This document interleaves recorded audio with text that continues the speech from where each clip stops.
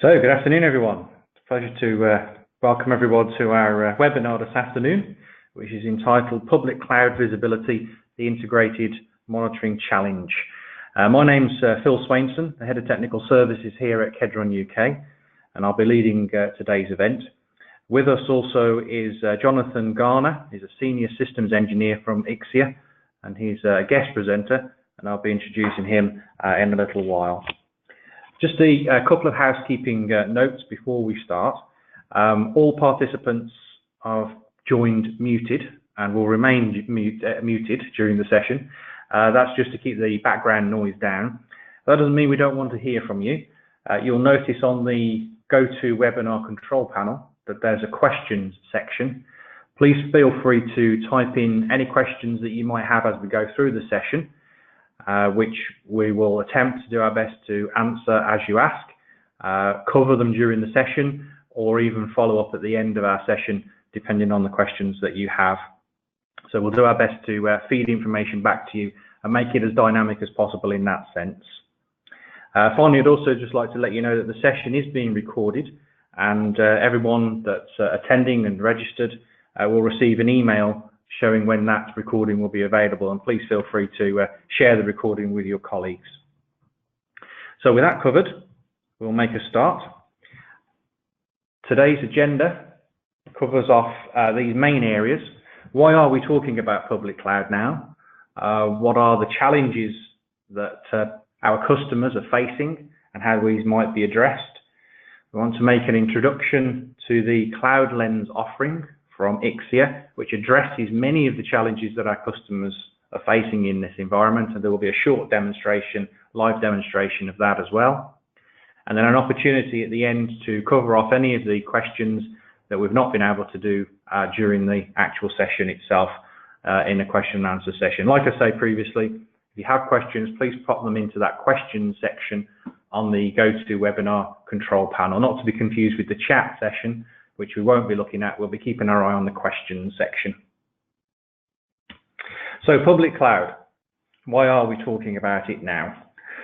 Well, cloud, particularly public cloud, is really changing the IT landscape as we know it. A lot of traditional physical environments are being migrated into the public cloud, which has provided, in a lot of cases for customers, the ability to reduce complexity and cost, reduce the risks of innovation, giving them the ability to control the spend and also take out the guesswork from capacity planning. It's true that with most things, that business and economic reasons drive new technology. We hear about these technologies a lot as they emerge, but then as the driver comes for them from an economic and business perspective, then we find the take-up of those more and more getting accelerated.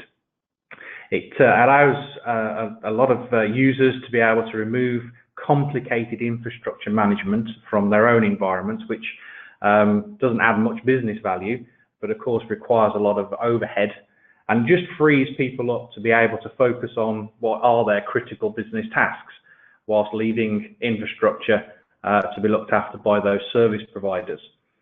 This has led a lot of people that are experts in the industry to suggest, such as the Microsoft quote here, that cloud adoption has moved from an if to a when. So we wanted to discuss not so much the cloud environment itself, but the challenge that is facing then our customers and clients because of moving to the cloud itself. Now, if you've had any involvement with KedronUK, any engagement with us, you'll know that what we do is to help our clients and customers gather actionable, intelligent data from their environment to fully understand areas of fault performance, configuration status, to provide an end-to-end IT visibility. So visibility is key for everything that we at Kedron do on behalf and in conjunction with our customers. We often talk about, and I'm sure you will have heard again if you've had any engagement with us, we talk about having no blind spots, to provide the full visibility end-to-end that's needed to be able to see everything, to be able to understand any application, and to be able to look at any device vendor. And so visibility is key.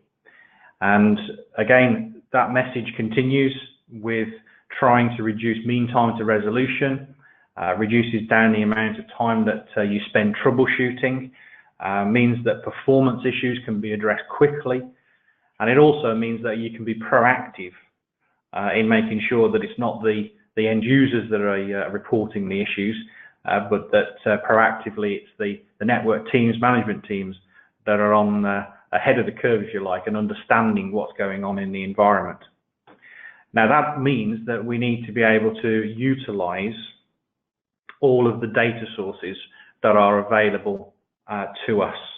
Now, we talk constantly to our clients about things like wire data, the ability to do IPSLA, WMI, SNMP, etc., and to leverage those technologies into an integrated single pane, so as to be able to understand at a single glance where the issues lie, what the root cause of problems are, and to be able to address them. But of course, when we move into the cloud, we find that we are faced with a number of problems with regards to visibility.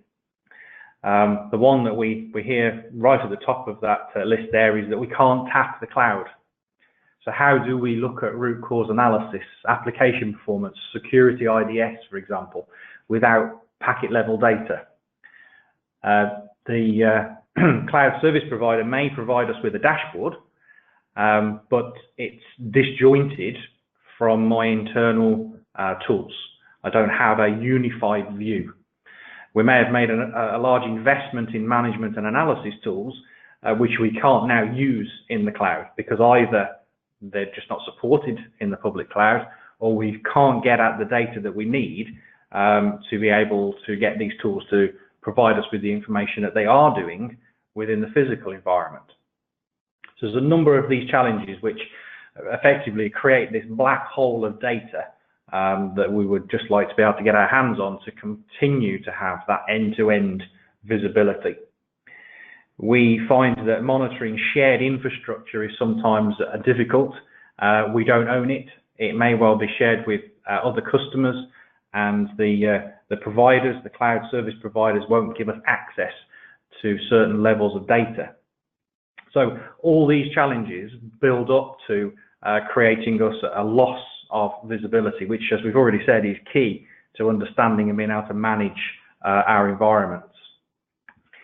The challenge continues in that although we hand over a certain amount of control, if you like, in the physical area, and so our cloud service providers will look after the infrastructure, the physical side that we don't get to see, such as the security, the hardware, the firmware upgrading, etc. All of that's looked after by the service providers, but we're still responsible for the application itself, the encryption settings, the cloud configuration, the user data, etc., and the access control. Now this has all moved into a public cloud environment.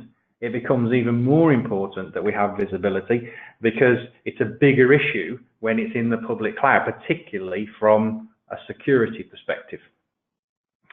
So obviously understanding the security of our applications, the security of our endpoints, the monitoring of compliance, particularly when we think of things like GDPR and other compliancy issues that we have, maybe if we're taking sort of financial transactions, etc. There's a lot of governance around these areas that we have to prove that we've got control of.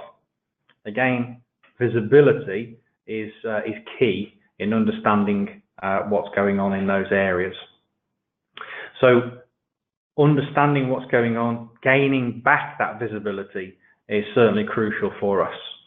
Now, in a traditional environment, in a physical environment, we've often partnered with providers that will enable visibility of our physical infrastructure, such as Ixia.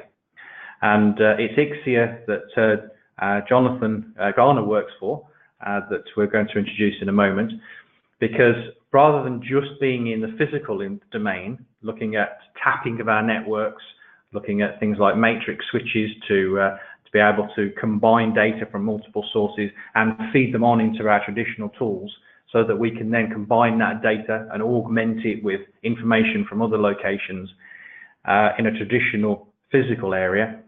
Ixia now have an offering in the cloud environment, which means that we take away the loss of visibility for the things that we now need to access, with still having the ability to use some of our traditional tools, which also means we can again then bring this information in, combine it with information from our existing environments, if we've got a hybrid environment, or even into the tools that we're already using today. And that takes away the challenges that we're facing in these areas. So if I now introduce Jonathan Garner, as I mentioned, he's a senior systems engineer from Ixia. And Jonathan, I think it's true to say that it's been a good advancement for you to be able to move into the cloud. Yes, it has. So we've actually been in the cloud on the test side of Ixia for quite some time now. So we've been able to test as people put applications up into the cloud.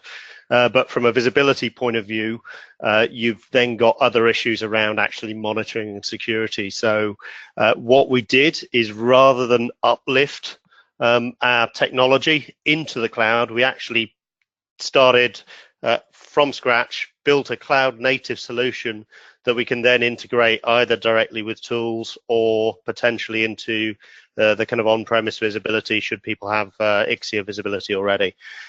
So the 30,000 foot view of Ixia is that we've got the visibility and the test functions. The visibility is very much an enabler to a tool. So we'd be talking the likes of ExtraHop, VRV, Flowmon, that I believe the Kedron actually carry. So we can support those tools, be the tools in cloud or be they on premise. And that allows you to continue with your proactive monitoring of the enterprise and cloud network. And the test side, literally, we can do traffic generation that simulates particular applications that you may want to move up into the cloud, but we're not going to go into that on this particular topic. So you've got various different cloud deployment models. On-premise is obviously fading and being replaced very much by hybrid as people move particular services up into the public cloud. The other angle that people are looking at when they're doing cloud deployments is potentially going multi-cloud as well, so they don't put all their eggs in one basket should a cloud provider actually go down. So the way that we've structured Cloudland enables us to support a wide variety of cloud environments, and I'll go into why that is shortly. So Cloudland is the platform that we're using. We've got private cloud that we've had for a long time that supports virtualization with VMware, Microsoft, and OpenStack, KVM. But what we've done now is the public cloud offering allows us to address a wider remit. So because of the way we've architected, if a cloud vendor supports containerization, then we support that cloud vendor. They'll be able to use a Docker container that can take our agent in it. So what we allow you to do is to capture all the relevant data, to filter that data, and for the public cloud offering, we actually use BPF filtering, which is the same type of filtering that you use within Wireshark. So if you're familiar with those filters, you'll be able to apply them straight away, but also it can load balance across tool instances as well, should it need to. So for us, what does visibility mean? Now, Phil alluded to lots of different types of data that you could use to do monitoring. So you've got potentially logs, traffic analysis, net flow, etc. But for us as Ixia, what we're talking about is the actual wire data, the packet level traffic that would go to particular types of tools. So how we've architected it, we've basically, the kind of approaches that other people would have or that you would have within cloud by its native approach is you've got visibility with logs. Now, if you want to deploy a particular tool, they may say, well, here's my agent. Well, if you're deploying multiple tools, that gives you the problem that you could actually have multiple agents.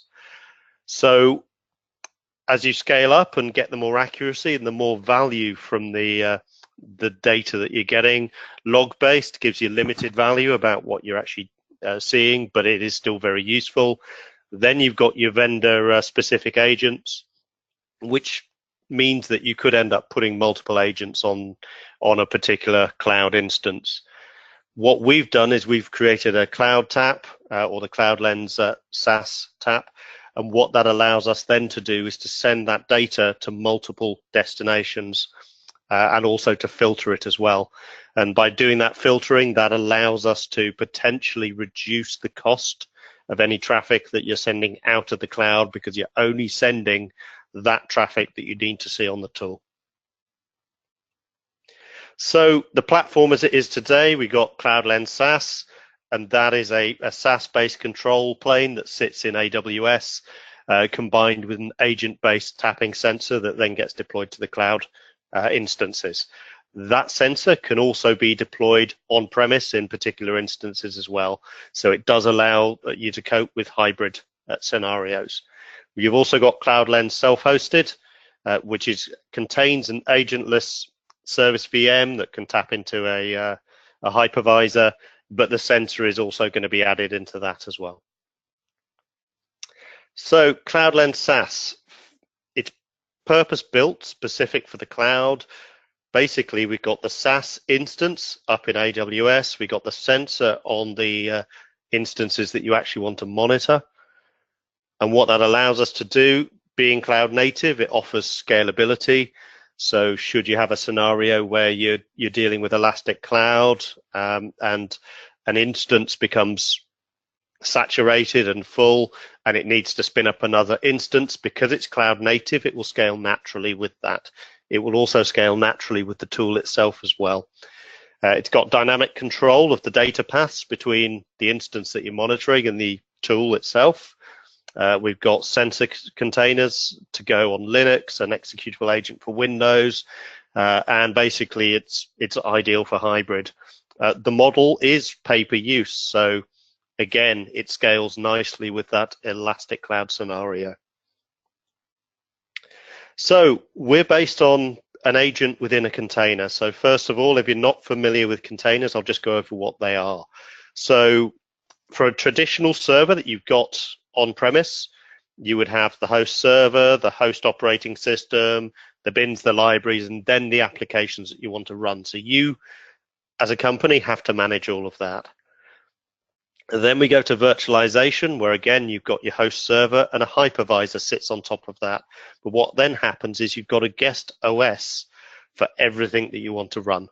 So again, it's quite heavy in terms of its resource consumption. What containers give you is you've got the bare metal server, you've got the host OS, which runs Docker, and Docker then takes away all the guest OSs. So it provides the network interfaces and the other things that are needed to connect the bins and the libraries to the actual outside world, allowing you really to focus on the applications themselves and also be able to use less resources you're doing so. So it reduces cost and allows the cloud providers to provide that scale.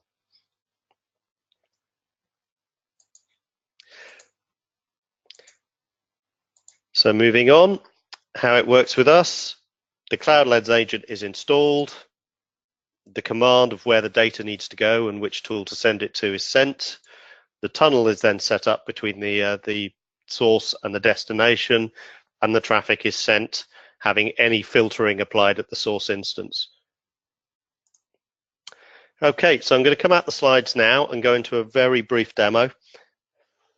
So what I've done is I've got a AWS instance here where I've set up 6 Linux machines. Each of these Linux machines has the Cloudland agent set up on it, and within Cloudland I've just named them as the specific type of tool that I want them to represent. The one difference is tool number 5, where I've actually set up a Wireshark instance to take the data to show you that this data is actually being captured on the tool within the cloud. But for a demo point of view, it's that, but obviously you can use your VRV, ExtraHop, or Flowmon in those scenarios. So to get connectivity, what you basically do is you go into an instance, to install the Cloudland agent. You go into an instance. You then can do that via PuTTY. So I can tag the host name in, and I just need to put the username in front so that I can log in, and then I need to use the certificate that I exported out of AWS earlier. For this demo, I had to actually convert the certificate to a PPK file. So that would then allow me to go into an instance, and then what I can then do is add some particular commands. So here we got sudo snap install docker to install the container, and then what I can do is run these commands here with the variable for the API key for the instance, but also the tags that I want to apply within Cloudland. So I just run those two commands with the variants, and we're in and we're running basically. So I'll just close that session down. So now if I go across to Cloudland, you can see that I've made this earlier. We've got the instances which are defined on the tags. So I've created two types of tags. I've created location and I've created application-based tags for the instance groups that we're monitoring. And similarly on the tool group, we've named these instances as an IDS to just indicate it's a security tool that takes packets, but also extra hop and flowmon as well. And yeah, we could add VRV or other tools in there. So what we can do is you can define a group, you create the filter, you can either filter on a tag, but you can even go down to individual instances, locations, whatever it is that you want to actually apply that filter on, and then apply the filter to the instance that you want to monitor. Once that's set up, it will appear in the instance groups, and I could literally click here, drag the line across, add that into the IDS, and that will create a connection for me that then sends that traffic out to that destination. And this destination could be in a different hybrid cloud or a different particular cloud environment. It could be in your data center, so long as it's again got an agent installed and the traffic path can actually pass through there. So we'll just wait for that connection to create.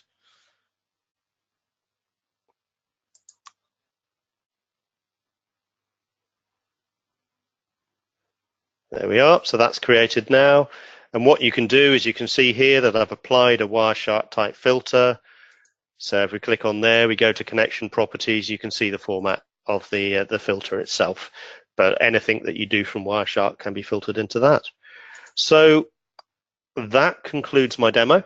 As you can see, it's pretty simple to deploy. And if we hand back now to Phil.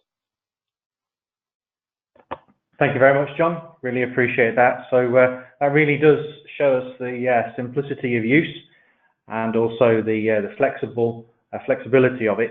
And again, it just means that we can continue with the same message here at Kedron that we've always had, and that is that our customers don't have to have any blind spots, any gaps. Continue to be able to reduce operational overhead, be able to bring that data out of the cloud, and to be able to augment that into existing tools and views, so as to be able to provide that end-to-end view that our customers value, and then to be able to get to the root cause of the issues that they face. So hopefully that shows in a very simple way how we can address some of the challenges that we're facing with regards to the lack of visibility that's inherent with these cloud providers' offerings. Now, throughout our presentation, we've had one or two questions. I believe that one or two of them were answered online, and also with the session dialogue that we've had. We've got one or two that we'd just like to mention, but before we do that, we're going to do a follow-up session on this. Half an hour really wasn't long enough for us to then show the value of the data that we can then pull out of the cloud with the use of Cloudland into some of the tools that we have in our portfolio at Kedron. So we're going to focus on ExtraHop and the use of ExtraHop in the security and performance analytics, with the ability to get that data out of the cloud so that we can look at things like application performance, security analytics using their RevealX product. And that's going to be our next webinar on the 20th of March. We'll be sending out an invitation to everyone as usual, so feel free to join us on that next time round. So we'll continue the theme of getting that data out of the cloud environment into existing tools. So just a couple of questions that have popped up there, John. So first of all, are there any limitations on support for different service providers? Right, okay, so basically, so long as they support containerization and Docker, then they should be good to support it. Because it's been built in that kind of cloud native fashion, we should be good. There's also going to be Kubernetes support coming very soon. Right, that's good. I noticed obviously the support there for Linux and Windows, and you already showed that the sort of the major ones, AWS, Azure, etc., being covered already. So, like you say, so long as Docker is supported, we don't have any issue right there. We'll be glad to discuss, obviously, with those that have specific questions around their own environments. Just get in touch. Information on screen for you there. Get in touch with your sales representative, or just give us a call, and we can address some of your specific questions in those areas. Another one, John, is can Cloudland be used in a private cloud? So we addressed specifically the public cloud, but yes, it can. Private cloud? Yeah, it can. So you can either use the Cloudland private if you've just got virtualization, but you can use the sensor-based approach. So you could deploy a sensor within the private cloud as well and talk back to the SaaS instance. That's excellent. Yes, thank you very much. Good. Again, introducing greater visibility. So other questions that have been answered in the chat, but if not, don't worry, we'll get back to you after the session with answers to your specific questions. And again, we'll be sending out a link to this recording via email when it's available. If you'd like more information, we'd be happy to discuss that further with you. Again, information there on how to contact us here at Kedron, and we will be able to focus on your actual environment and applications. Just drop us a message or respond to the email that we send out with regards to the link for the recording. So thank you everyone for joining our session today. We'll leave the session open just for a couple minutes more. If you'd like to type in any other questions that you have that we can respond to, then we'll do that for just a few minutes more. But other than that, thank you very much for attending, and we'll hopefully speak to you soon. Bye for now.